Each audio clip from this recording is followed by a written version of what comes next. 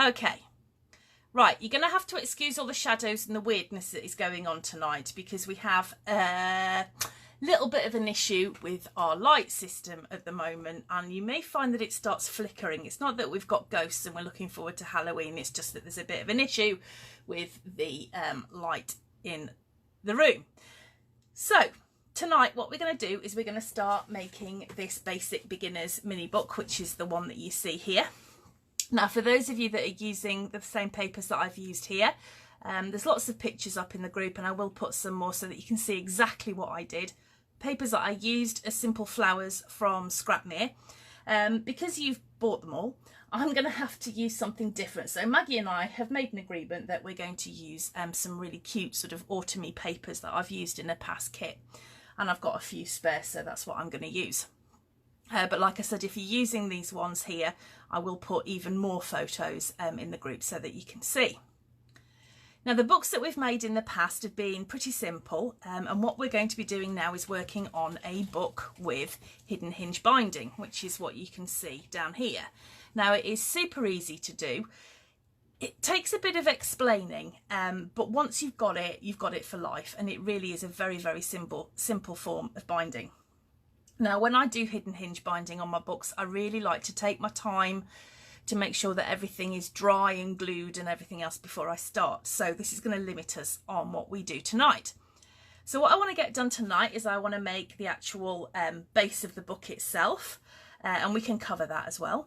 I want to actually make the hidden hinge binding, but I want to make sure that that is left to one side to dry, and I would like to cut out and start making the pages.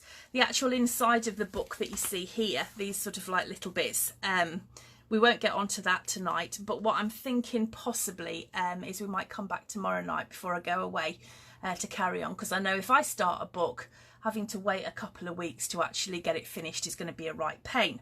What I will want to talk about as well in due course is shaker pockets, because this book has a shaker pocket. When I've made it in the past, I've just put plain pages here, I have just put acetate, but this has got a bit of a shaker pocket in it because I do like my sparklies, and I will in due course tell you what you need if you want to do that yourself, and how you can do it without a fused tool. Now, I've got a fused tool which I love and which I've used here, but not everybody's got one. There are other ways to do it, but we'll worry about that. That will be the last thing that we do. Hi Charlotte, welcome, very glad to have you here. Hi Fiona.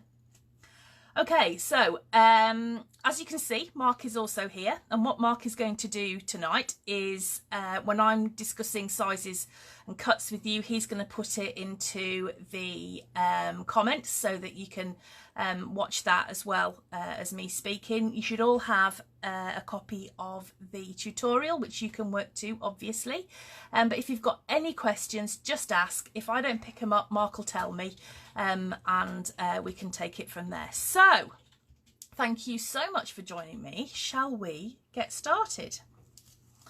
Okay, so the first thing we're going to do is we're actually going to use our chipboard, and we're going to cut out the size that we need. Now, the chipboard is basically just thick cardboard. If you haven't got chipboard, you can use a cardboard box. We've actually been down to the tip today. Hi Glenda. And some of the paper, the card that we took down was so thick it actually would have made really, really, really good bases for books, but there we go. I'm using just ordinary chipboard, which is available in the shop as well.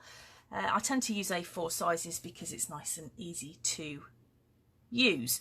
So the first thing we're going to do is we are actually going to cut out the base of our book. So what I want you to do out of your chipboard is I want you to measure and draw two pieces that are 5 by 8.5 inches. That forms the front and the back of your book.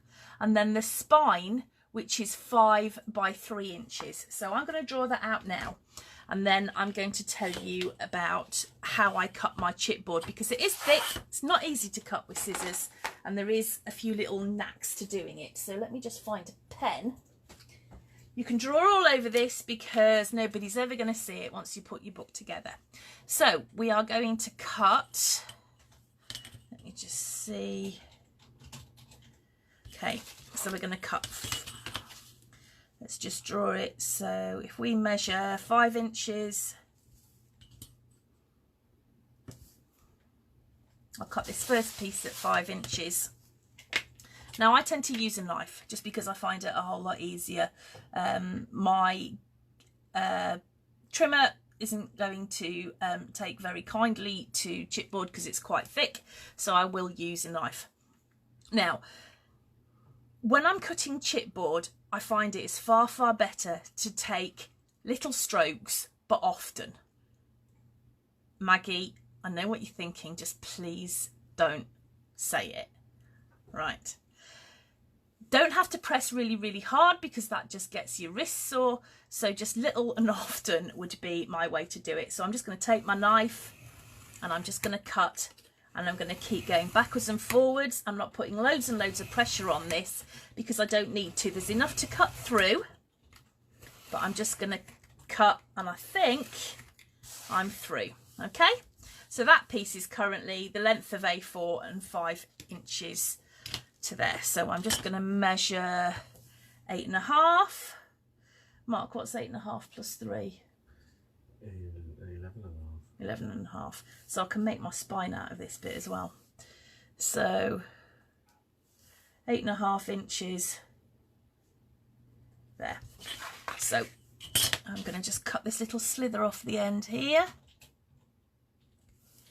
Once again, I'm just going to use my knife. I'm not pressing down really hard because I don't want to have a sore hand and a sore wrist in the morning.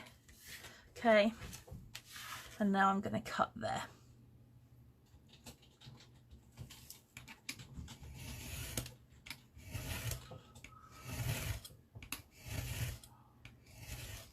Okay, so what I've got here is the front or the back of my book, and I've got my spine piece. What I need to do now is cut another one this size, which is 5 inches by 8.5 inches.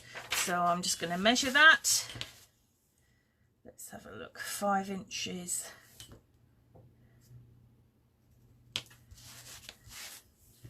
by 8.5 inches.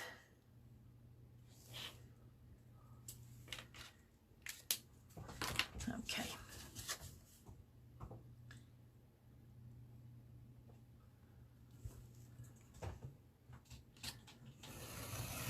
Would you prefer it if I used my safety rule, Mark?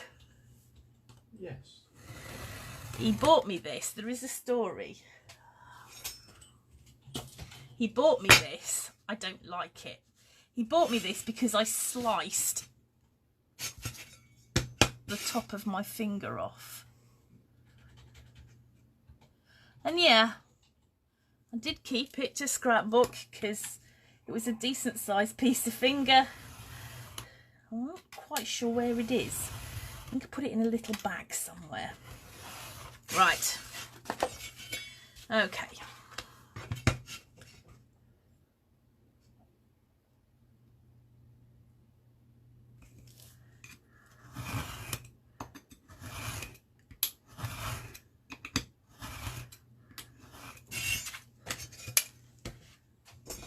Right, that's all I need my knife for now, dear. It's going away. Okay. So what I've got now is I've got my front and my back, and I've got my spine piece like that. Okay.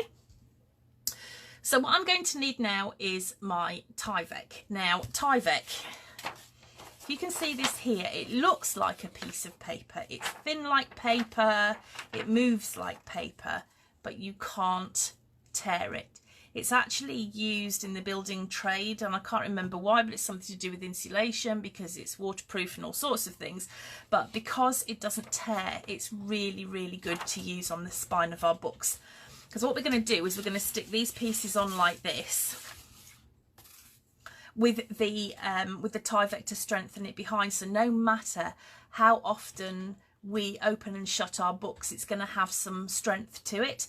If we just use card, it will absolutely work without any trouble whatsoever, but I would just say you have to be cautious when you're opening and closing it, because over time it is entirely possible that your card will rip. So what I'm going to do now, because this won't cut, this will cut with scissors or with a trimmer, but it won't cut you know, by ripping it. I'm actually just going to measure 5 inches. And I'm just going to take that bit of Tyvek and I'm going to leave the other to one side. Okay. So now I've got that, I'm going to take the spine of my book and I'm going to take some wet glue. I always like wet glue for books because I think it gives them strength. I really worry about using tape and whether or not it will come undone in time. So I always use wet glue. And what I'm going to do is I'm going to pop that into the middle of my bit of Tyvek. This does not have to be perfect because you're never going to see it again. Okay, so now I've got my spine glued onto my Tyvek on either side here. What I'm going to do now is I'm going to take my glue and I'm just going to add it onto this bit of Tyvek over here. And I'm going to glue my book front to it. Now, it's very important that we leave a bit of a space here, about 1/8 of an inch. You could just say it will be about the width of your chipboard, but it's really important that you leave that space so that your book will shut and not. Now, I'll just put my mat down somewhere. When it comes to lining things up, what you can do is use your mat to make sure that everything is aligned on one line. It's not the end of the world if it's not perfect, because we'll be covering it anyway. Okay, and then I want you to do exactly the same on the other side. I want you to put some wet glue down. I want you to take the other bit of your book and I want you to line that up and stick it down, leaving approximately 1/8 of an inch. Okay, 2 thicknesses of card. Yeah, 2 thicknesses of, well, the width of your chipboard. Okay, how are we doing? Yeah, Anastasia, if we were in America, we'd be quids in, because I think most of the post office envelopes there are Tyvek, which makes perfect sense. They're really, really common over there, which is pretty good. Right, okay, so essentially what we've got now is we've actually got the cover to our book. But what we're going to do is we're going to put that to one side, because I want to do next what I would consider to be not the most difficult, but the most the bit that you really need to focus on when you're making a book, and we're going to make the hinges. And I want to make sure that we've got that onto one side drying as soon as we can. Okay, so what I need you to do is decide how you're going to make your book. Now, unlike other books that I've made, in this one I've actually used the patterned papers as the whole of the page. What I haven't done is I haven't sort of like taken a plain card, made my book and then matted over the top of it to decorate it. I've actually used the patterned papers as you know, the pages of the book. So you can see there, that would be a prime example. It's not matted. I've used one piece of card to do that. Now, this is good in lots of ways, but mainly it will save you some money because you're not using your card, your plain card as a base, but also it gives just a different feel to the book, which I think is kind of cute. So I'm going to do exactly the same again with the paper that I'm going to use. My pattern papers, I'm actually going to cut directly from those. I'm not going to make any base pages as such from my plain cardstock. So as you can see here, I've actually used, if you're using the Simple Flowers paper, I've actually used some of the green jar paper to make my hinges. So what I'm going to do is I'm going to get a piece of the pattern paper that I'm using. Oh, here's Ruby. Sorry about this. Can you just move, please, Rubes? Come on, Rube, move. Move. Excuse me. Hang on.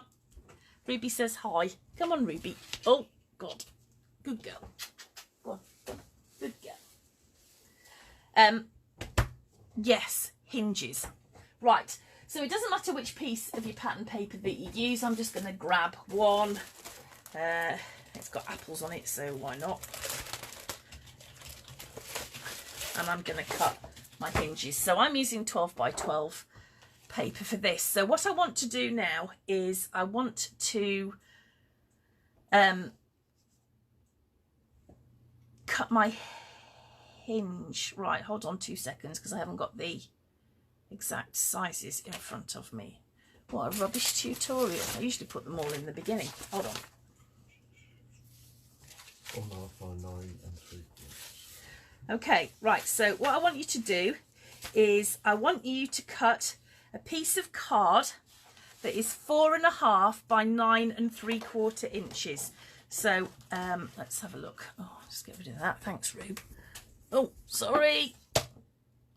Right, that is 4.5 inches. So 4.5 inches. Oh, for God's sake. Now Storm's here. Jealous. It's going to be one of those nights, isn't it? Hang on. Excuse me, one moment. Storm, come on, come on, come on, come on. Come on. Oh, God. Thank you. Oh, good girl. Go away. Right. I don't love my cats right now, Wendy. 9 3/4, wasn't it? Right, so that's 4.5 by 9 3/4 inches. Okay, so that's the first bit of my hidden hinge. Can I just say as well, don't throw any of your paper away because you never know when you might need it. It can make a nice sort of additional bit to one of your photo mats or whatever. So I never throw anything away until I'm finished, but that's just because I'm a crafter.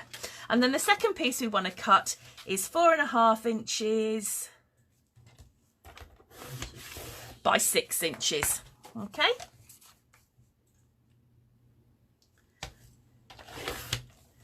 Right. So what I'm going to do now is get my scoreboard. Now, if you don't have a scoreboard,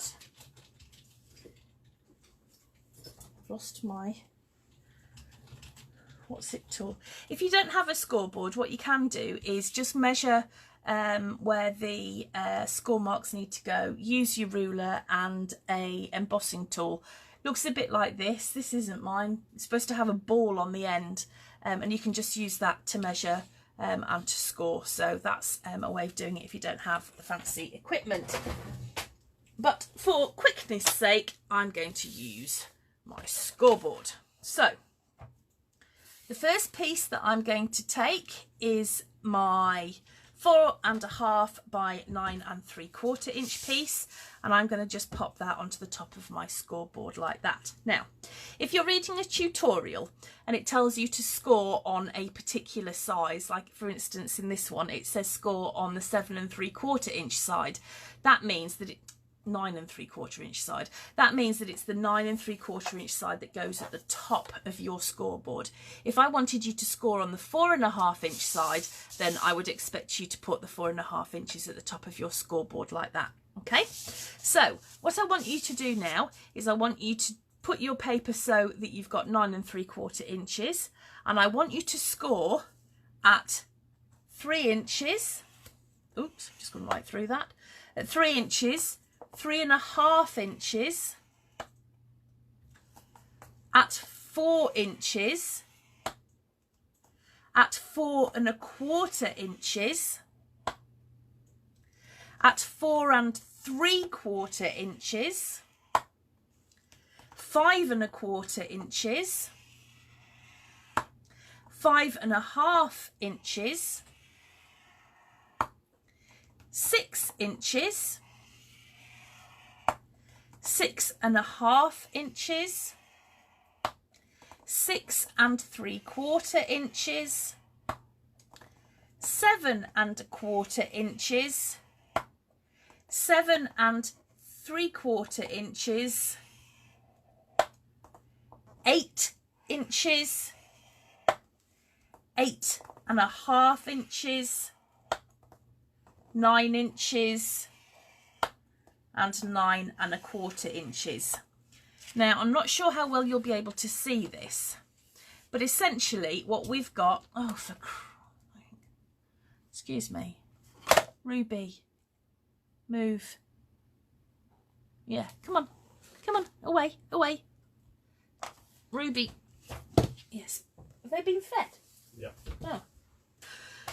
Okay, so where was I? Right, you can see here that you've got half an inch, quarter of an inch, half an inch, quarter of an inch, half an inch, quarter of an inch, and so on. The half inches are what are actually going to form your hinges, and the quarter of an inch is what is actually going to be your gusset. Hi Gwen, hi Pam. Okay, so it's going to make a whole lot more sense in a minute. All right. So I want you to grab your piece that is 4.5 by 6 inches, and I want you to score on the 6-inch side, which is where you've got the 6-inch side at the top. I want you to score at half an inch, 3/4 of an inch, 1 1/4 inches, 1 3/4 inches, 2 inches, 2.5 inches, and at 3 inches. Okay, these measurements are all in the tutorial, so do go back and have a look. If you go on to have a look at the group, and you're actually in on your PC, down the left hand side you've got a bit of a menu, and you will see different headings, one of which is files. If you have a look in there, you will see all of the different tutorials that we've got written down. Okay, so it might help to actually have it printed out as well. Right, this is the fun bit.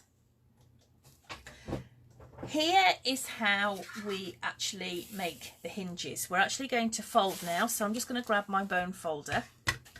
Now we've got a 3-inch flap at either side, so there and there, and that's actually going to help attach our hinge to our book.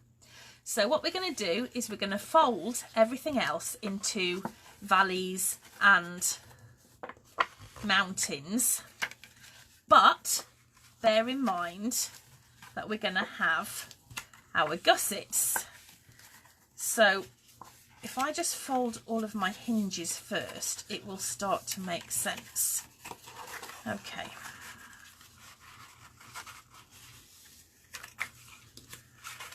I think the easiest way for me to do this is just to fold it and then show you what I've done. Otherwise it just gets confusing, but it will start to make, I hope, perfect sense when you see it.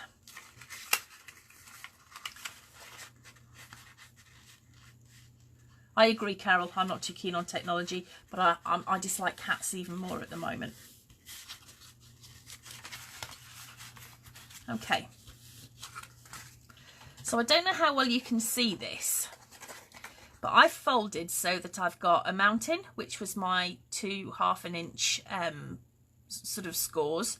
Then I've got my valley, which is the 1/4 inch gusset. Then I've got another mountain, which is the 1/2 inch, going down to the 1/4 inch gusset, and so on and so forth. So what we're going to do in a moment is glue these so that we will have our hinges with 1/4 inch gussets. Now this book has 8 pages, so we need to have 8 hinges, and I'm hoping that you can see now how that kind of goes together, and it's making a little bit more sense. So I'm just going to fold this other one up.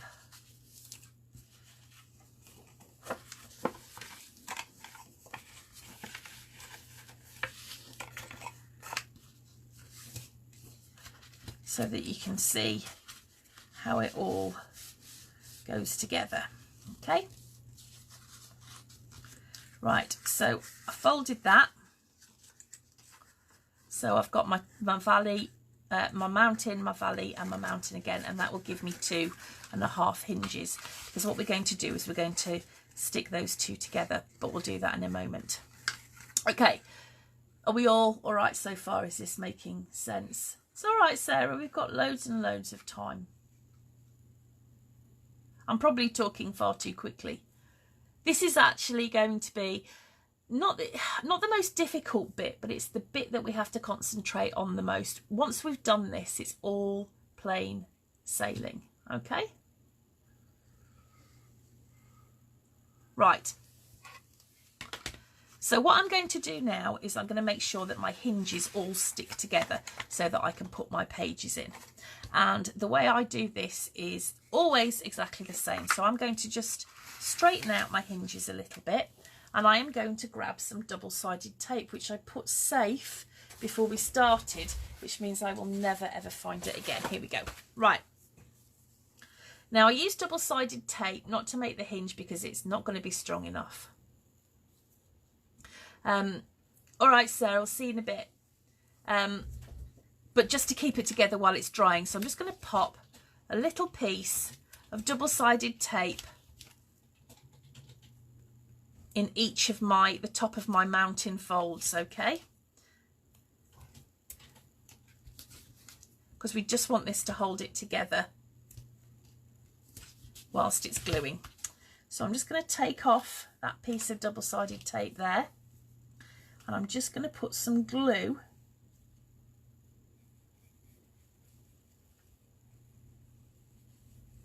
onto where my hinge is going to be. So what I've got here is I've got this 3-inch sort of, this is, let's call it an anchor, because that's going to help attach our hinge to the book. Then we've got this space where we had a 1/2 inch between score line, a 1/2 inch between score line, and then we had the 1/4 inch gusset. So I've got some glue and some tape on there, and I'm just going to stick that together like that. So now I have my first hinge, okay? And all the double-sided tape is doing is holding it together. Hi, Holly. Okay? And we're going to continue to do that with our other hinges as well, okay? So I'm just going to stick a little bit of wet glue on, and I'm going to stick those two pieces together. So I've got my second hinge, but I've got my anchor, my first hinge, I've got my 1/4 inch gusset, and then I've got my second hinge. Actually, it's that way around. Okay, is this making sense to everybody? So I've got hinge, gusset, hinge, okay? And I'm going to continue to do that all the way along.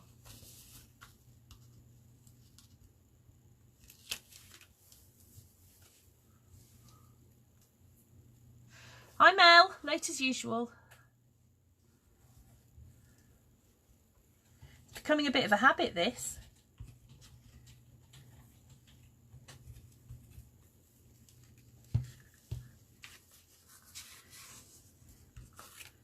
Okay, so I've now got 3 hinges done, and I'm going to start on the next one. Okay.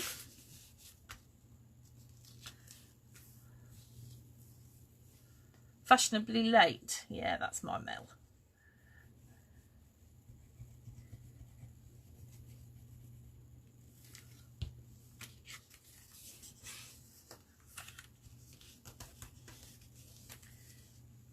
Now this bit that you're seeing here, this is actually the back side of the hinges, and this is what's going to attach to your spine, so you're never going to see it again. So don't worry if it gets covered in black marks or bits of glue or anything like that. It just doesn't matter. Okay, now I've still got this one here at the end, and I'm just going to leave that for a minute. And I'm going to go to my other one, and I'm just going to glue the hinges on there.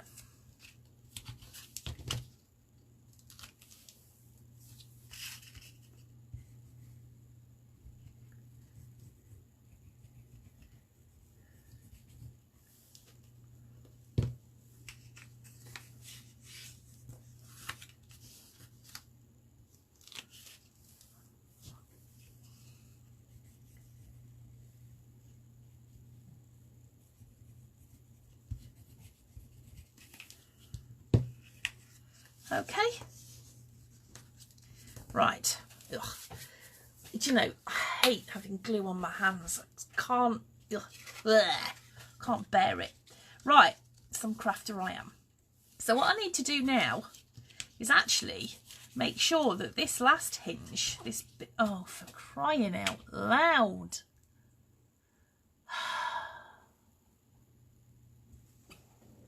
Excuse me, she's just eating. Will you stop it, Ruby? We took the door off the craft room. Ow! Now she's sitting on my chair. And I think it was a bad move because now the cats can always get in. Right, okay. We're going to attach these two together to make a hinge. So we've got those two bits there. All I'm going to do is just add a little bit of double-sided tape to keep it in the right place. And I'm going to add some glue to that bit there. Just put a bit in the middle there so that it fits. And I'm going to attach those two pieces together to form a hinge. Hang on, wrong glasses. Okay, so I'm just going to attach those like that. Okay, so now I have, I hope to goodness this is right, but now I should have 8 hinges. So that's 1, 2, 3, 4, 5, 6, 7, 8, and I'm happy with that. So what I'm going to do now is I'm just going to get my bone folder and I'm just going to go over it again on both sides. You can see what it looks like on the back there, and then I'm going to actually put these hinges round the other way, and I'm just going to use my bone folder just to burnish those as well, because we want these to move at the end of the day, because this is where our pages are going to be attached, and when we're opening and closing them, that's going to be kind of important. So I really want this to dry well before we go a lot further with putting pages in and putting this bit into the book. So what I'm going to do is I'm going to just fold those hinges down, and I'm going to put this to one side with something heavy on top of it, and I'm going to leave it overnight to dry. You can put it underneath your mat perhaps, you can put it underneath the book, whatever. Okay, so what I want us to do now is go back to our actual book cover that we've got here, and now you've got a very, very, very important decision to make, which is which papers are you going to use on the front of your book. Now, if you're going to make this one, I use these beautiful foiled words on the front of mine, and then I use this stripy one on the spine, and then on the back I use this, it really is extremely pretty, these foiled words. So because I haven't got any of this left, I'm going to have to use different papers, so I'm just going to decide which ones I'm going to use. So hold on a tick. I think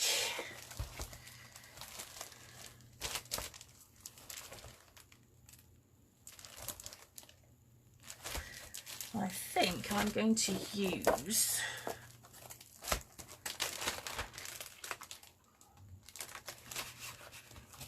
that one on my book, and I might use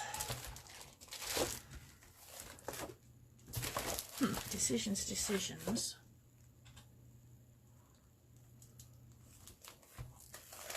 I think that one maybe on the spine. Okay.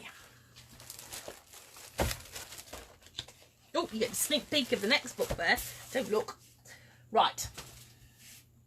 Okay.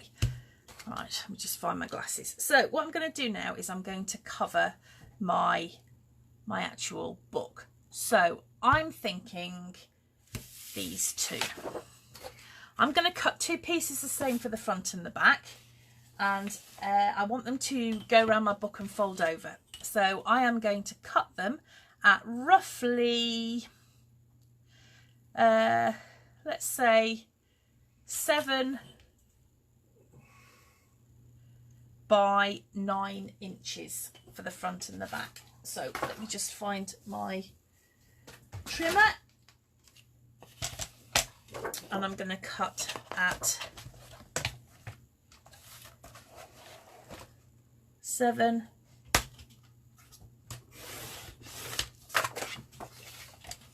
by 9 inches. And don't forget as well, like I said, do keep your bits of paper. Have I done that the right way around? Yeah. Because you never know when you might use them on a photo mat or whatever. Okay. Right. How are we doing so far? Are we doing all right? Any questions? What make of my papers? That's a great question, Anastasia. They're quite old.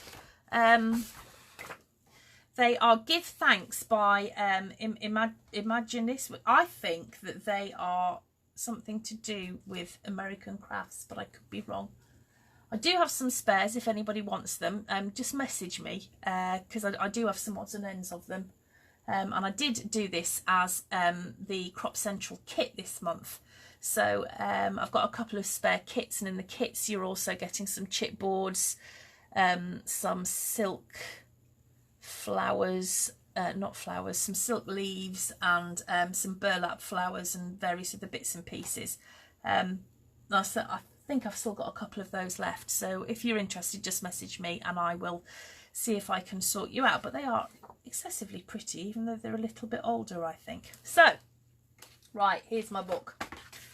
For me, that is always the inside of my book, like that. So what I'm going to do is I'm going to turn it over, and I am actually going to put some double-sided tape now down on my cover, because I do think there's a place for double-sided tape, and I think this is it. So here's some double-sided tape, just ordinary tape. I've got some super thick, but I think I'll just use this for now. And I'm literally just going to, not pretty, don't do pretty. I'm just going to lay down some double-sided tape on top of my chipboard. Now, I can feel that that is where my book joins, or where the gap is between the book and the spine. So I don't want to put double-sided tape on that bit. So I'm just going to put it everywhere else. Doesn't need to be pretty at all.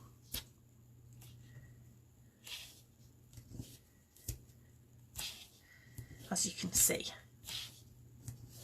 Okay, and then I'm going to do exactly the same on the other side as well. Just work out where my spine is.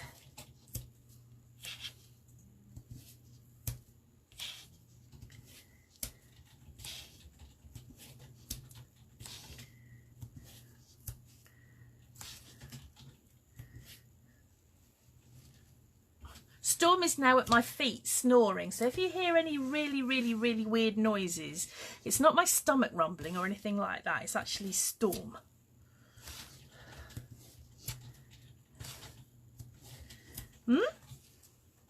Oh, she's a good girl. Okay, right, now I've done that, what I'm going to do is I'm just going to take the back of my double-sided tape off. I'm only going to do one side at a time because I think it's easier like that.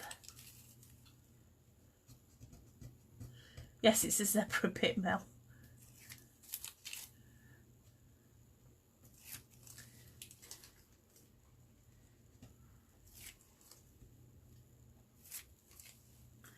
Okay, so I'm going to use this leaf side up. So what I'm going to do is I'm just going to lay that down because it's easier for me to see what I'm doing. Can you move that out of the way, otherwise it's going to get covered in sticky tape. I'm going to take this sticky side of my book and I'm going to lay it down in the middle of my pattern paper like that. Doesn't have to be perfect or straight because these papers aren't straight, so it doesn't matter.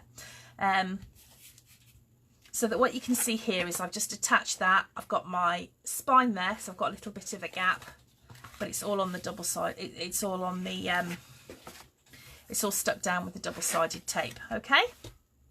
And I'm going to do exactly the same on the other side. So I've got my double-sided tape here, which I'm just going to lift off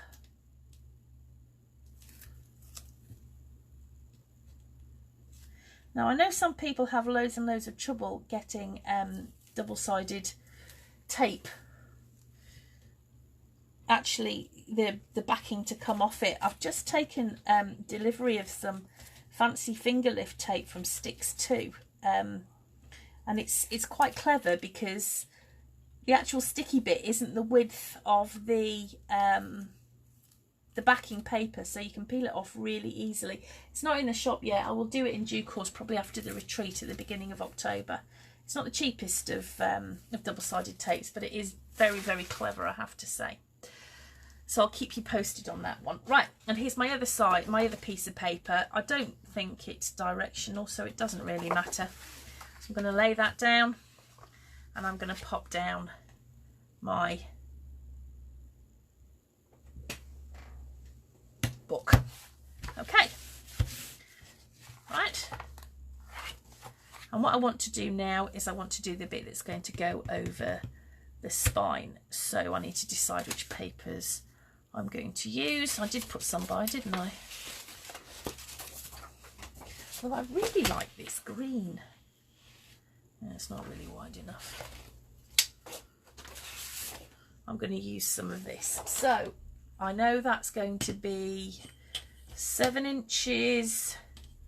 I want an inch there, so I'm going to do it 6 by 7 inches. I'm going to cut mine. So let's have a look. 6. So that's 7 height, isn't it? That's 7 inches height by 6 inches depth. Now I just have to decide which side of the paper I want to use. So, exactly, slow down because I can't get a bit off.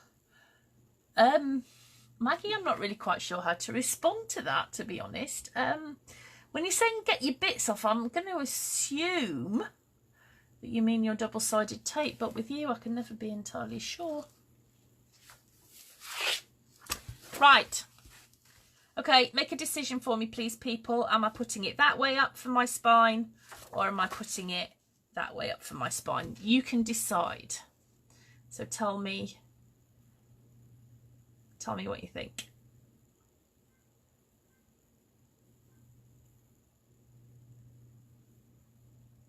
Okay, so we've either got the zigzag orange or you've got the rather pretty mason jars. Which way up am I doing it?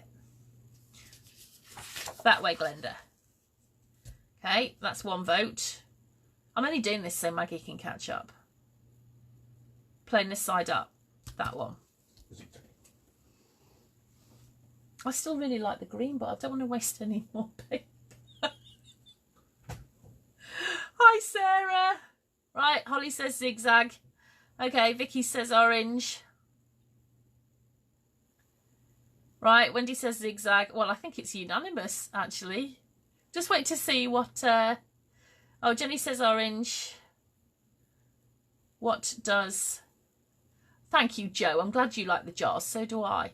Let's see what Maggie's got to say, shall we? And now she's probably cursing me. I think green would be better too, Glenda. All right, okay, you decide, or the green, which would be that one. Okay, we're starting again.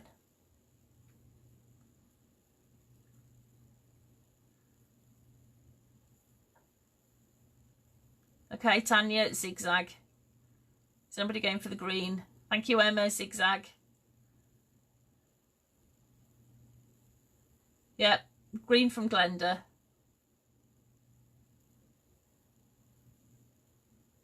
Green from Holly. Still orange from Vicky. Green from Gwen. Oh, no, I've lost count now. Wendy green. Joe green. I don't know. Still the orange. I like the contrast. Yeah, I like the contrast too. Orange. Hi, Sadie. Sadie, can you decide which paper I'm using for my spine, please? Am I using the green or am I using the orange zigzags?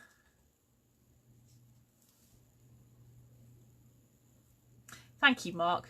Mark says zigzags. Well, you know what? I've cut it now. I might as well just use it. Right, okay.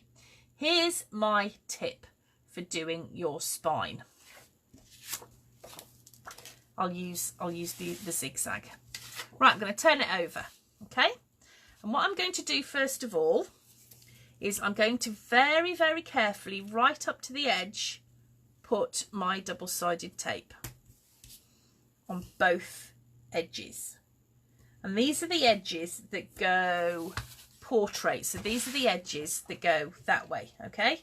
So you can see that's the way, right? Then I'm going to cover this bit in double-sided tape.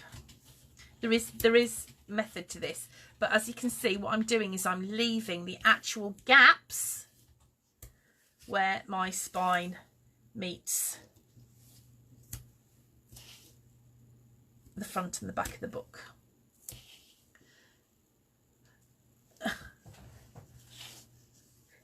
Are you saying, Mark, that this is like one of those occasions when I ask your opinion and I just do what I want anyway? Yeah. Okay. That's the way it should be. That's what marriage is all about. That's what marriage is all about. Okay, so I've just put some more double-sided tape on here, and I'm just going to take those off. I think I might have to stand up for this next bit.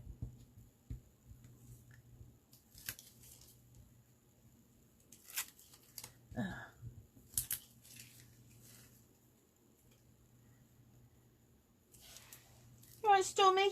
Yeah.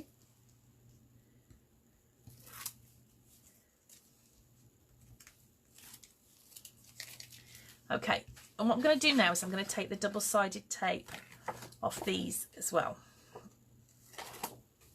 Right, doesn't matter which way up it goes. Okay, so I'm going to lay that down so that I can see exactly. In fact, actually, I can't use my mat because Storm's lying on it, and if I move it, she will get back up on here. So I'm not going to do that. Oh, move! Oh no, she's moved. She's moved. Right. So I'm going to use the lines on my mat as a guide. Okay, so I'm just going to line that up there. And I've got my book.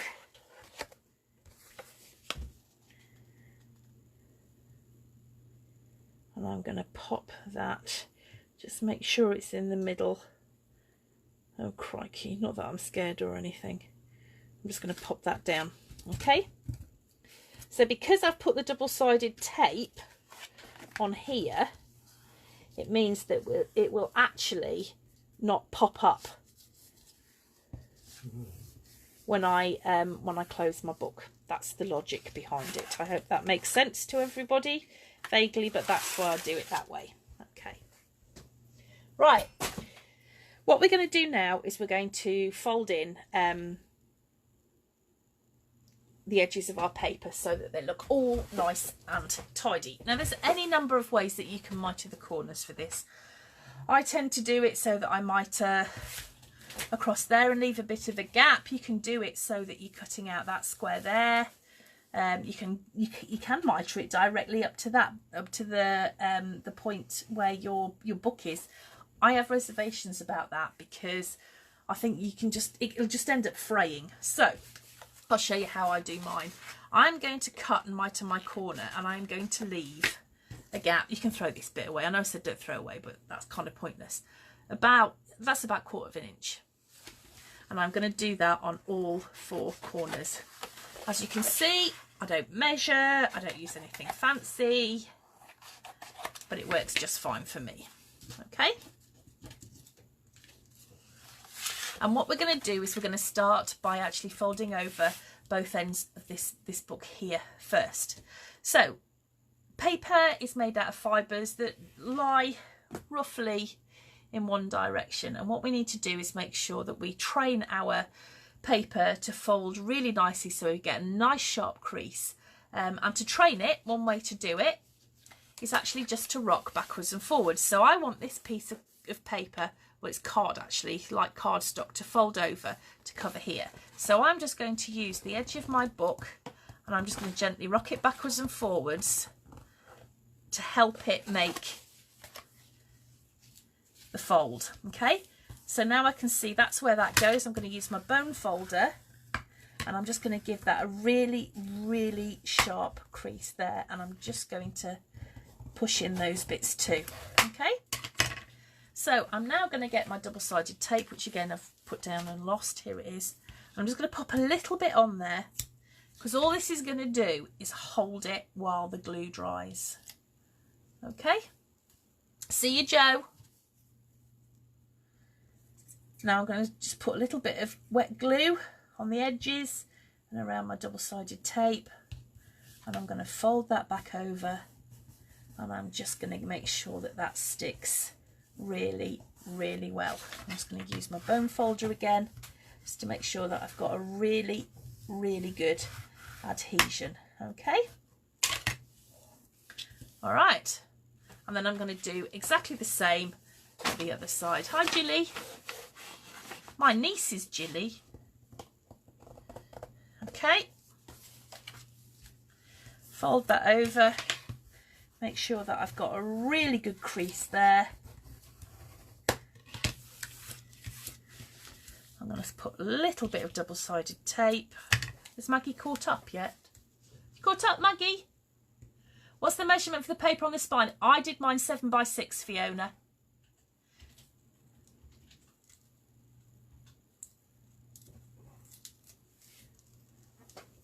Golly, we've nearly done an hour already. Time flies when you're having fun. Okay, little bit of wet glue, and I'm going to fold that over there. Okay, so when I look at my book now, I've got a really good crease at either end there.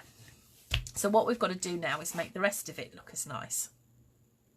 So we're going to train our paper, we're going to train our card to fold, doing it exactly the same way, using our book to actually make the fold for us. We'll worry about the corners in a minute. I just want to get the paper in the rough sort of idea. Now, I find very rarely that when I am folding over this bit that there always seems to be a little lip here on where I folded that. So I'm just going to use my nail just to fold that in a little bit there. Sometimes it works, just not always, so that when I fold it over, I've got a nice sharp corner there. Can you see?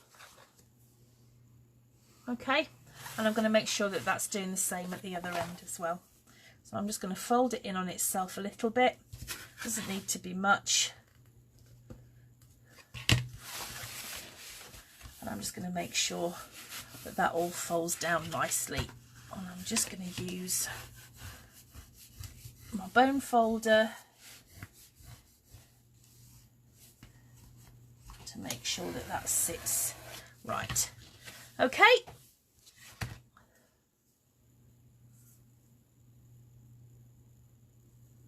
Oh God, yes, scream and shout at it, Maggie. Right, a little bit of double-sided tape, because all it's going to do is hold it in place while it's drying. I'll have to let you try my finger lift tape, Maggie, and then you can see if it makes a difference. You can do an unbiased review for me. I won't pay you for it. That's how it's unbiased. Right, and I'm just going to put a little bit of wet glue all the way along.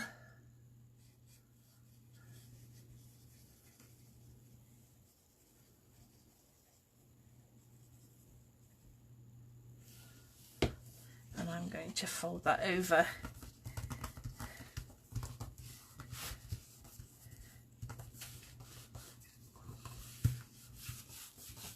Just use my bone folder to make sure that it's stuck down really well. Okay.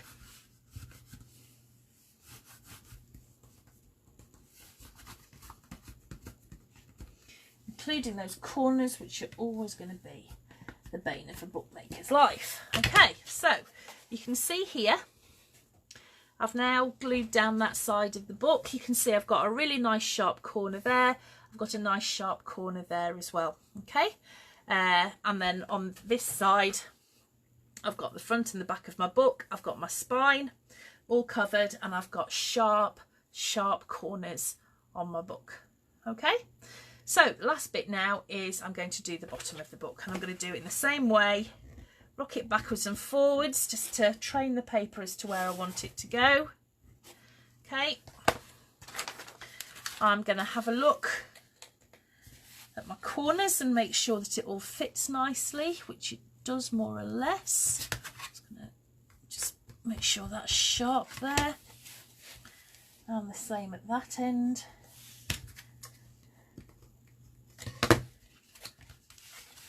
And fold it over.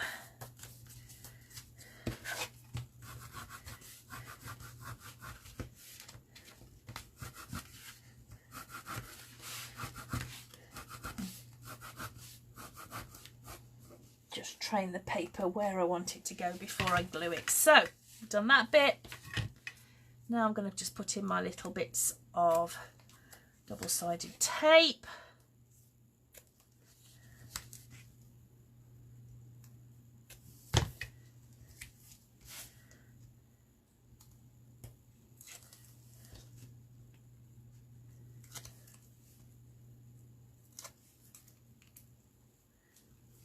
Oh, glue always here.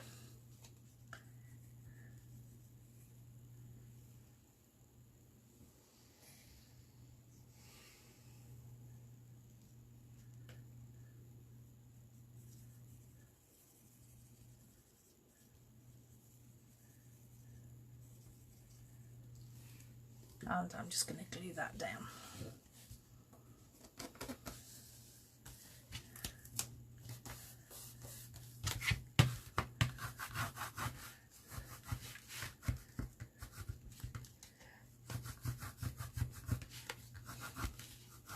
Okay, at this point, I do not want you to try and fold your book into the book shape. I want you to leave it flat while it's drying, okay? If you try and fold it too soon and your glue's still wet, you run the risk of your paper tearing and cracking, which is never a good thing. So I just want you to make sure that it's stuck well down. Your corners are sharp. Okay, and I want you to put it to one side to dry with your hinges. As far as the cover goes and the hinges go, we're not going to do anything else to them tonight.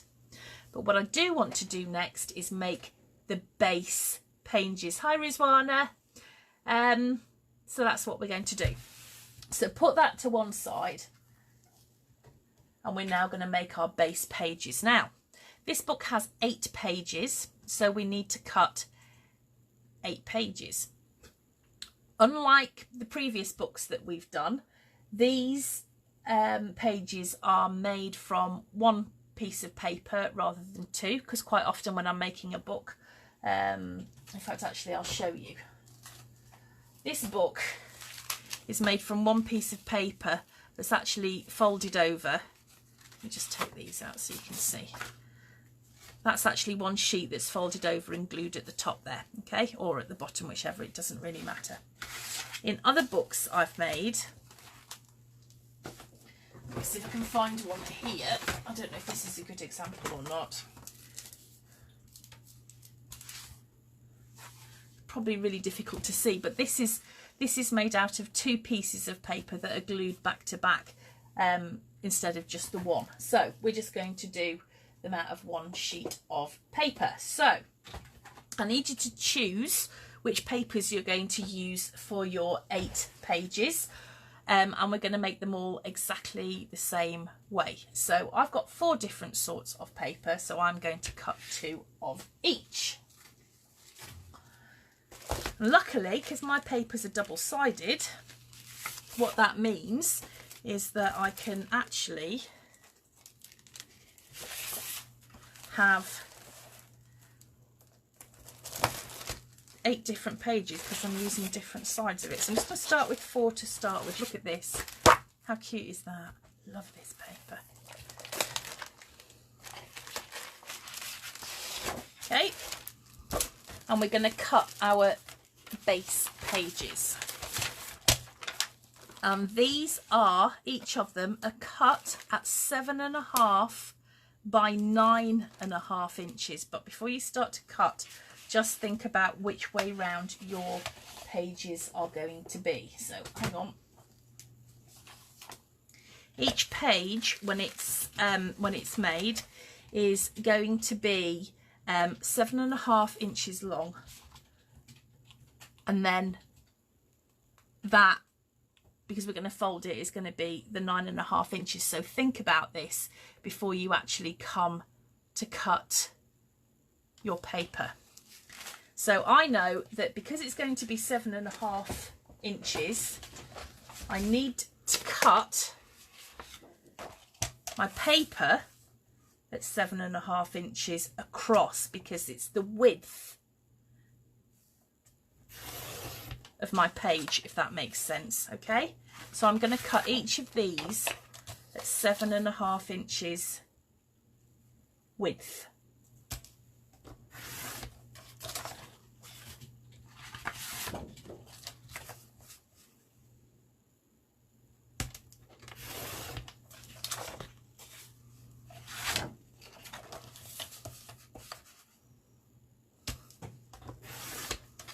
Okay, so those are my first 4 pages. I'm just going to put those to one side for a minute. Oh no, I'm not.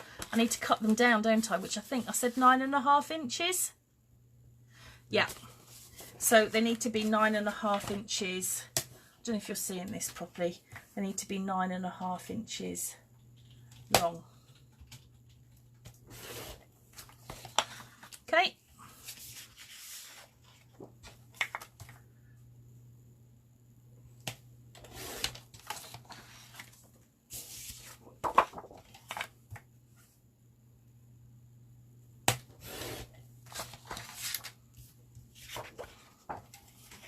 Now we're going to make several different styles of pages here, but you can actually mix and match whichever you like. If you don't like a particular style of page, you can leave that one out and just you can use all the same style, because it's not the base page that makes the difference, it's actually what we do with each base page.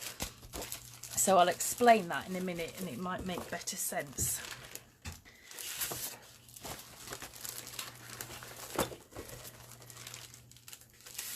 So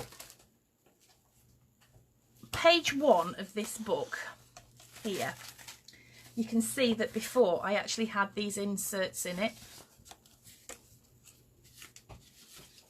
which we can add our photos to or our journaling. So page 1 in my book is actually this one with the pull-out flaps. Page 2 is a shorter version, and it's got glued in flaps, but it's still got this space in the middle here where you can put say a tag of some sort. This page is a policy envelope with a pocket on the back. We've then got 2 identical but shorter pages with page mats, photo mats in. And then we go back, we've got our policy envelope facing the other way with the pocket on the back. We've got our shorter bits, and we've got our pull-out bits again here at the end. Okay, so you can see that we've got 4 different styles of pages twice, which makes the 8 pages. You can do as many of those different styles as you like. It's entirely up to you, but I'm going to make it the same way as I've made that original one. So... 7, what did I say? 7.5 by 9.5. So 7.5 by 9.5.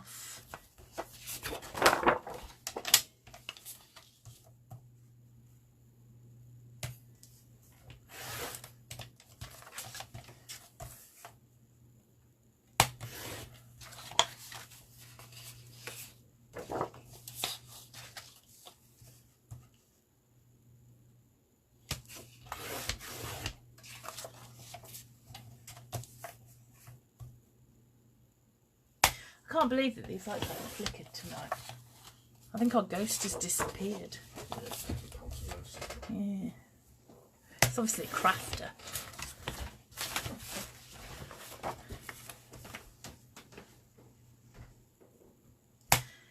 Okay, so there are my 8 pages, but they're all different because they're going to use different sides of the double-sided papers.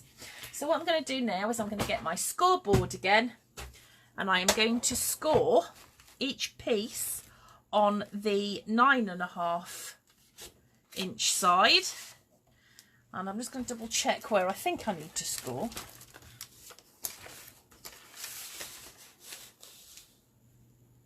Yeah, I'm going to score on the 9.5 inch side at 4.5 and at 9 inches. Mark's just disappeared, otherwise he would be writing this down.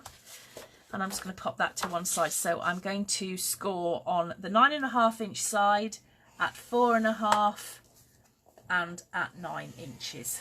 Okay. I'm scoring again at 4.5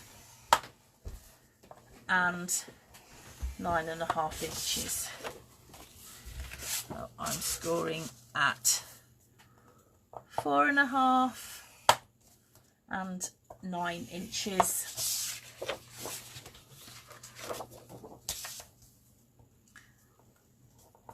At hang on, this can't be right. I think I've cut that one too short. Darn it. At 4.5 and 9 inches. I'll cut that one again in a bit. You don't need to see it.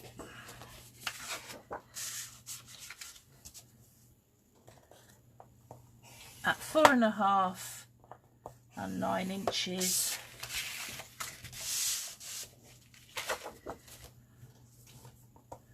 And at 4.5 and 9 inches. Now I'm going to show you exactly why you needed to think about which way round your papers are going. This is obviously a directional paper, and whichever way I have it, something's going to be upside down, but I still wanted to do it this way. So I'm going to fold it on that 4.5 inch score line, and I'm going to fold it on the 1/2 inch one there. And what I'm going to do is I'm going to put some glue there, and I'm going to glue that down so that I've got a page that's essentially got a hole in the middle.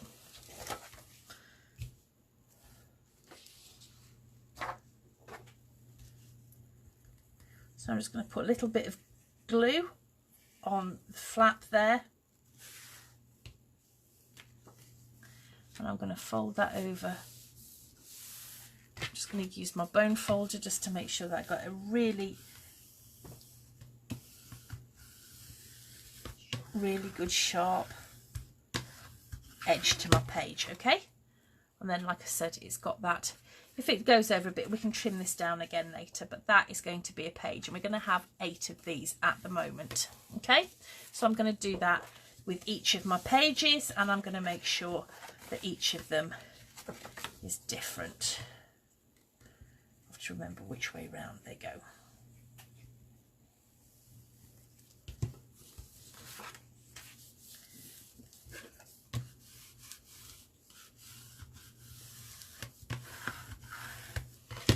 Okay, so as far as what I wanted to do today, we've actually managed to achieve it. So what I'm going to... Oh, I've cut that one too short as well. So what I'm going to do now is cut the bits properly that I should have cut. And I'm going to make sure that I've got my 8 pages. And then I think that will do for one evening. Now, Mark and I are away next week. So I'm not going to wait another week before we have a class. I'm thinking that we can come back tomorrow evening maybe and do the next bit. Because if I start a book, I don't want to be waiting weeks and weeks and weeks to finish it. So I think that's what we'll do. We'll come back tomorrow night. And if you're not ready, don't worry, because these videos are going to be saved in the group anyway. And I will pop them onto YouTube at some point so that... you can just go back and look at them at your leisure. So I'm going to say, let's get back together again here in the group at 7:30 tomorrow, which is Thursday, the 19th of September. I hope there's nothing really good on TV tomorrow night. Where you will need to bring your book like this. Please don't fold it yet. We need it to dry. I'm going to need you to bring your hinges, which are nicely drying at the moment. And I want you to bring your 8 pages as well. Okay, so that's all we're going to do for tonight, because things need to dry. So I hope you've managed to keep up all right. I've got to work out which way round everything's got to go now, which is easier said than done. And I will see you all here tomorrow evening. Now, if you want to put up some work in progress shots, I love to see those. If you've got any questions, I'm going to be about tomorrow tidying out the garage, but I won't be far from my phone. Hi, Kirsty. So if you want to drop me a line if you're stuck, I will deal with you as soon as I possibly can. So thank you very, very much for joining me. That way around. Yeah, that'll do. And I will see you all tomorrow evening. Okay, thank you very much indeed. Bye. Bye.